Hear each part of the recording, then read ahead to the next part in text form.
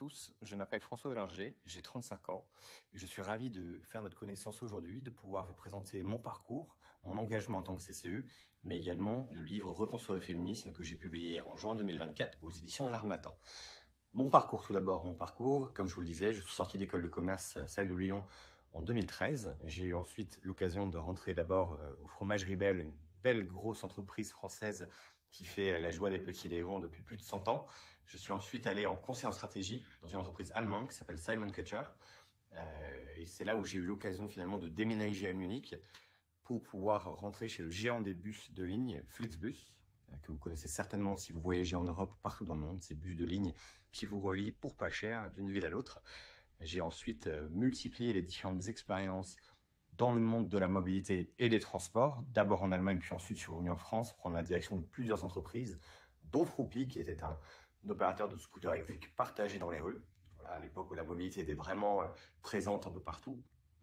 En parallèle de ça, j'ai pu commencer à avoir des engagements auprès de la Commission européenne dans un groupe qui s'appelle les Ambassadeurs pour la diversité, que je dirige aujourd'hui, qui est un groupe qui permet de rassembler des experts, des associations, des journalistes, pour pouvoir travailler sur l'inclusion, la diversité et l'égalité au sein des transports. Qu'est-ce que ça veut dire? Ça veut dire qu'on va travailler avec des autorités compétentes, mais aussi avec des entreprises, pour pouvoir faire en sorte que demain les transports soient plus accessibles. C'est-à-dire que vous habitez loin, ou c'est compliqué d'accéder au transport depuis chez vous. Donc les transports, c'est les bus, les métros, les trams, les trains, à peu près tout ce qui roule. Le deuxième point, c'est l'inclusion. Et l'inclusion, et on en parlera évidemment plus tard dans le livre, on va parler d'intersectionnalité. C'est-à-dire que plus vous êtes dans l'intersectionnalité, plus c'est compliqué pour vous d'aller dans les transports. C'est la sécurité pour les femmes après 19 heures, c'est l'accessibilité pour les personnes qui sont en situation de handicap, c'est l'accessibilité dans des zones qu'on qualifie de défavorisées.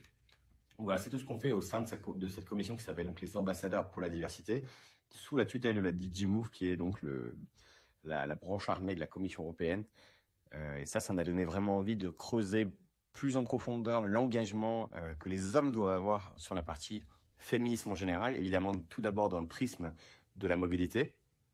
Et c'est pour ça qu'en 2023, on a commencé le travail d'un rapport qui s'appelle Acting for Mobility in Europe. Et dans ce rapport qu'on a présenté à la DG Move donc en juin 2024, on a travaillé avec des associations, avec des entreprises et avec des experts pour pouvoir comprendre d'où viennent les différences, d'où viennent les inégalités au sein des transports. Et donc, on a produit un rapport de 50 pages dans lequel on a fait des interviews, une cinquantaine de personnes, puis un questionnaire en ligne dans lequel à peu près 300 personnes ont pu répondre pour nous donner des points de data.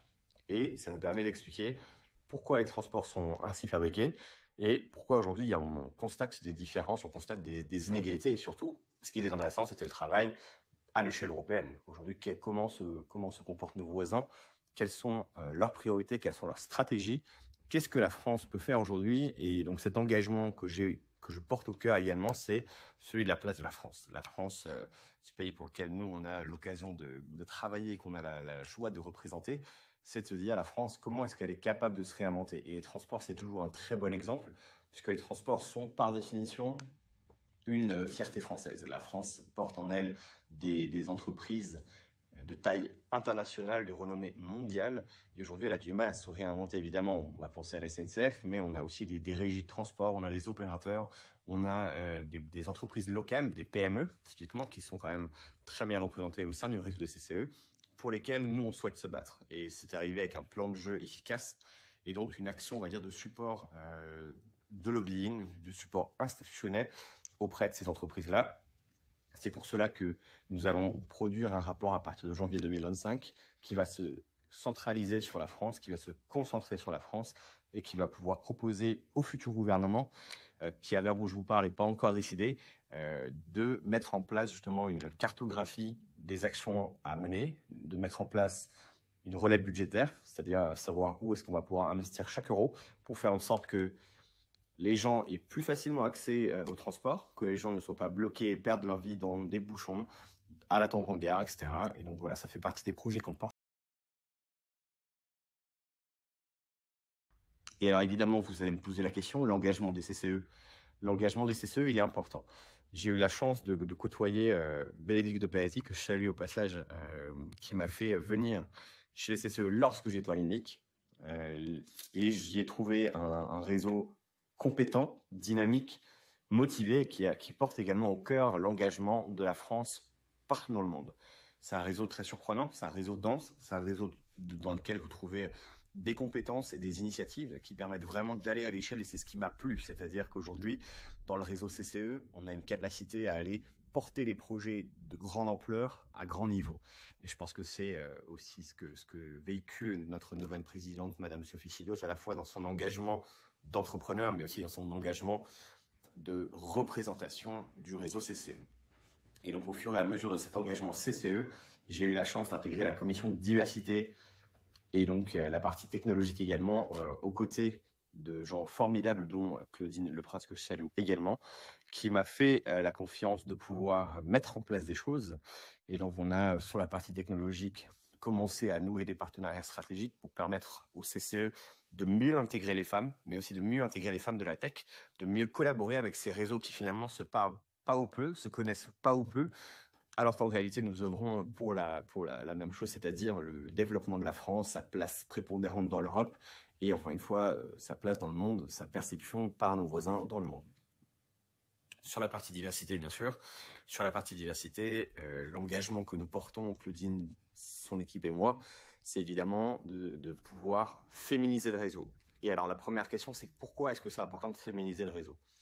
C'est important de féminiser le réseau parce qu'encore une fois, on va parler à 50% de la population. Et ces 50% de la population, elles vont ramener des expériences et des expertises différentes. Elles vont permettre d'avoir une nouvelle ouverture sur le monde, et elles vont permettre surtout de phosphorer, de créer des projets, de créer des initiatives qui vont ramener de la dynamique, ramener de l'intelligence économique, ramener de l'intelligence sociale. Et c'est pour ça que c'est important de féminiser le réseau. Ça n'est pas une question de parité, c'est une question d'impact. Aujourd'hui, l'impact, on va le chercher évidemment dans la technologie, mais on va surtout le chercher dans les hommes et les femmes. Et c'est certainement cette vision que nous portons au sein du comité pour pouvoir faire en sorte que de plus en plus de femmes nous rejoignent, de plus en plus de personnes issues de la diversité, bien sûr. Je parlais d'intersectionnalité tout à l'heure. Ça, c'est important. C'est-à-dire ouvrir les portes de façon similaire, peu importe d'où vous venez. L'essentiel pour nous, c'est le résultat. C'est ce que vous avez à apporter au réseau et ce que vous venez à en retirer.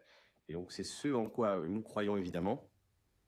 Et donc, c'est pour ça que nous avons mis en place de nombreuses initiatives au sein de la commission diversité. Évidemment, il y a ces rapprochements avec les différents réseaux. Évidemment, il y a une cartographie aujourd'hui du réseau tel qu'il est et comment nous pourrions améliorer, comité par comité, la féminisation du réseau. Ça n'a pas une meilleure connaissance finalement de chacun des écosystèmes. Si je prends l'exemple de Munich, d'où je viens, nous avons pu, grâce à des collaborations avec l'intégralité des parties prenantes, mieux comprendre le réseau, mieux comprendre comment les expatriés arrivent, essayer de mieux fédérer les VIE, faire en sorte que les CCE soient un des réseaux les mieux mentionnés. Aujourd'hui, la difficulté qu'on a par rapport à la féminisation du réseau et à nouer ces partenariats technologiques avec les CCE, c'est une connaissance ou peut-être une méconnaissance d'un réseau qui pourtant est puissant et qui pourtant est ancré depuis longtemps au sein de l'écosystème français. Donc c'est aussi une capacité à mieux communiquer, une capacité à être plus présent. Et je pense que le Munich, ça aura toujours été un bon exemple de ce qu'il faut faire et d'une très bonne collaboration entre les différentes entités. Donc notre objectif numéro 1, c'est être méritant et être exemplaire sur la partie féminisation, c'est-à-dire faire un effort supplémentaire pour intégrer plus de femmes au sein du réseau, leur donner des responsabilités et leur permettre aussi de rayonner, c'est-à-dire de pouvoir parler du réseau CCE dans l'intégralité des différents réseaux dans lesquels on va trouver plus de femmes. Je pense évidemment à Women in Africa, Women in Tech. On va parler du réseau type la French Tech, France Digital. Ce sont des réseaux dans lesquels on a naturellement plus de femmes. On a des femmes entrepreneurs, on a des femmes patronnes de boîtes, on a des femmes dirigeantes d'assaut, on a des journalistes. Et c'est ces gens-là que nous souhaitons toucher puis intégrer au sein d'un réseau qui va forcément devoir encore plus se structurer pour pouvoir faire face aux défis immenses qui nous attendent. Et pourquoi j'ai voulu porter ce projet aussi d'écrire un livre? Et être excellent, c'est compliqué de mettre des mots et de les faire durer pendant plus de 150 pages pour pouvoir toucher le lecteur en face. C'est-à-dire que si vous êtes trop technicien, vous n'allez pas parler à un public très large. Et si vous êtes trop vague, finalement, on va vous dire mais pourquoi tu écris ça? Puisque finalement, il y a des experts qui existent déjà. Le constat que j'ai fait, il est né d'une conférence que je donnais à Bruxelles en 2022. Où en fait, j'étais interviewé au sein d'un panel d'expertes sur comment féminiser une entreprise. Et donc, j'étais le patron de la jeune start-up à l'époque. Je me suis retrouvé devant 200 femmes et 5 hommes dans la salle, et j'expliquais un peu notre stratégie, notamment au travers d'une académie en ligne. Une académie qui permettait aux hommes et aux femmes de se connecter. Il y avait des vidéos sur voilà ce que c'est, voilà comment fonctionner au travail, voilà ce qu'on a le droit de faire, ce qu'on n'a pas le droit de faire, et en fait, c'est un peu les préconceptions qu'on peut avoir par rapport à la féminisation. Et évidemment, j'ai essuyé les critiques, j'ai essuyé les questions, et à la fin de la journée, j'ai réussi quand même à convaincre à peu près tout le monde que le bien fondé d'une telle action ne peut se faire que si les hommes s'impliquent eux-mêmes. Alors évidemment, au début, c'est très compliqué parce qu'en fait, les gens vont trouver ça formidable d'un côté, mais moi, je note surtout qu'il y a beaucoup de femmes qui critiquent ça. Et c'est pas grave.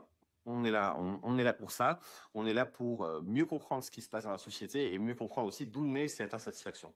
Et donc, c'était le but du livre. Le but du livre, c'est d'abord, en fait, moi-même une aventure. Je monte dans le train et je découvre ce qui s'est passé, en fait, ces centaines de dernières années pour pouvoir mieux comprendre comment la société s'est construite. Et ça, c'est peut-être le learning le plus intéressant du livre. C'est pas tant que le féminisme doit se reconstruire au travers du salaire, de la parentalité, mais il y a une construction d'un système qui est en fait presque immatériel, intangible, dont on ne se rend pas forcément compte. C'est-à-dire que ce n'est pas les hommes qui sont fautifs, c'est plus qu'on a mis les choses en place de telle façon que les femmes ont moins leur place dans la société, ou du moins qu'elle est plus compliquée à aller chercher. Et c'est exactement ce que je veux retranscrire comme message au sein du livre, c'est-à-dire que c'est pas grave, on ne montre pas les gens du doigt, on leur dit voilà ce qu'il faut faire, voilà ce que tu dois prendre en compte. Et je vais vous donner un exemple très simple, c'est sur la parentalité. La parentalité, qu'est-ce que ça veut dire? Ça veut dire que quand une femme a un enfant, s'ensuit beaucoup de choses administratives, mais surtout la gestion au quotidien. Vous qui m'écoutez, vous avez certainement des enfants à la maison et ça doit vous parler. Et certainement que dans les générations d'avant, celles de mes parents par exemple, la femme restait au foyer pour pouvoir élever les enfants pendant que l'homme allait chercher, allait continuer son travail. Maintenant, c'est plus possible. Déjà parce que le coût de la vie a augmenté, mais surtout parce que les foyers mixtes, ça existe. C'est-à-dire que les hommes ont aussi envie de rester au foyer, que les femmes ont envie de faire des belles carrières. Et maintenant, la question, c'est concrètement, est-ce que la société leur permet de le faire? Et la réponse est toujours oui et non. C'est-à-dire que oui, d'une certaine façon, on peut le faire, mais non, parce que finalement, c'est plus compliqué de retourner au travail, de récupérer sa courbe de croissance et d'apprentissage quand on est au sein d'une boîte, que c'est plus compliqué d'aller élever un enfant, de récupérer des subsides de l'État, etc. Donc tout ça, c'est ce qu'on essaie d'expliquer dans le livre de façon très simple. Et aussi, on tord un peu le cou aux idées reçues, puisqu'il y a beaucoup de choses qui sont aujourd'hui critiquées dans le féminisme, et certainement à juste titre. Je pense par exemple au mouvement woke, qui de base est un mouvement intéressant à étudier philosophiquement et socialement, mais qui finalement, par ses extrêmes, va faire que les gens vont se désintéresser du vrai sujet qui est le féminisme. Le féminisme, ça veut juste dire que si les femmes sont traitées d'égal à égal en termes de salaire, en termes de parentalité, en termes de carrière au sein d'une entreprise, tout simplement que c'est plus d'argent. Et encore une fois, quand j'anime des conférences, je donne ce chiffre qui est assez glaçant, c'est que si les femmes en Europe avaient exactement le même salaire aux compétences égales, on récupérait 8% du PIB européen. 8% du PIB européen, chaque année. Voilà, une fois qu'on a dit ça, on comprend quand même mieux comment est-ce qu'on va aller protéger les femmes aussi là-dedans.